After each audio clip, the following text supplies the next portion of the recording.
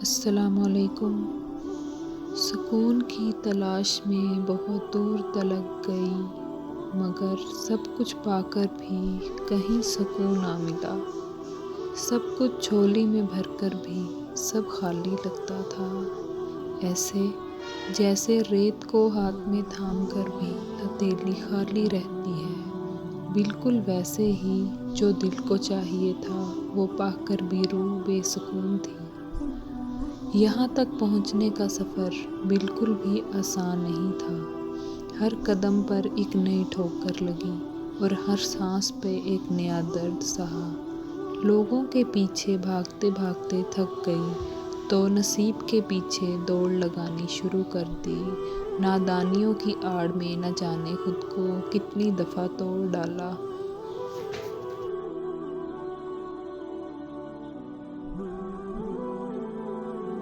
پھر میں نے اللہ کو کھوجنا شروع کیا، مگر حیرت کی بات یہ ہے کہ اسے ڈھونڈنے کے لیے مجھے اس کے پیچھے بھاگنا نہیں پڑا، نہ مجھے اسے پکارنا پڑا۔ میں نے بس اپنے ارد گرد نظر دوڑائی اور ہر جگہ بس وہی دکھائی دیا۔ اس کے لیے تو مجھے کوئی جتن نہیں کرنا پڑا، بس میں نے جستجو کی اس کی اور وہ مجھے میرے روبرو مل گیا۔ اور جب میں نے اللہ کو پا لیا تب مجھے سمجھ آئی کہ زندگی تو بہت آسان تھی، مشکل تو بس میں نے اسے بنا رکھا تھا، ان کو منانے کی چاہ میں جو اللہ سے بھی راضی نہیں ہوتے۔ تب مجھ پہ میری بے سکونی کی تمام وجوہات کے راز کھول دیے گئے اور پھر میں نے بھاگنا چھوڑ دیا، لوگوں کے پیچھے بھی اور نصیب کے پیچھے بھی۔ جب تک میری امیدیں لوگوں سے وابستہ رہیں تب تک میں اذیت میں رہی، مگر جب میں نے انہی امیدوں کو اللہ سے وابستہ کر لیا تو اس نے مجھے نا امید نہیں رہنے دیا۔ اس نے پھر مجھے وہاں سے عطا کیا جہاں سے مجھے عطا کے ذریعے نظر نہیں آتے تھے۔ پھر اس نے مجھ تک اپنی مدد وہاں سے بھیجی جہاں سے میں ہمت ہار کر واپس لوٹ آئی تھی۔ جب اللہ نے مجھے اتنا مضبوط بنا دیا ہے کہ میں تمہارے حق میں دعا تو کرتی ہوں مگر خود کو تمہاری یاد میں ہلکان نہیں کرتی، اب تمہارے ملنے یا نہ ملنے کے وسوسوں سے اللہ نے مجھے آزاد کر دیا ہے۔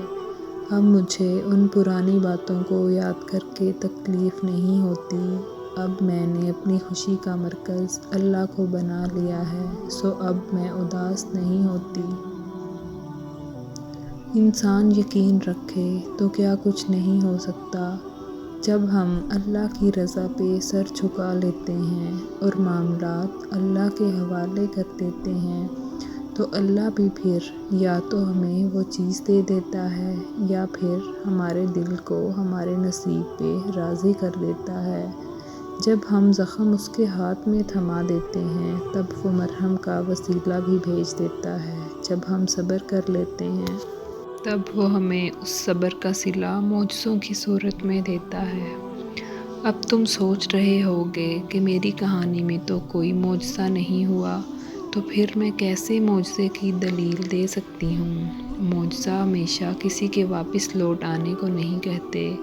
مجھے اللہ کا مل جانا اور میرا سنبھل جانا میری کہانی میں معجزہ تھا، میرے دل کا بدل جانا معجزہ تھا، ایسا معجزہ کہ اس کے شخص کو کھونے کا دکھ پل دو پل کو تو رہے گا، مگر اب اللہ کو اگر کھو دیا تو اس دکھ کا ازالہ عمر بھر نہ ہو سکے گا۔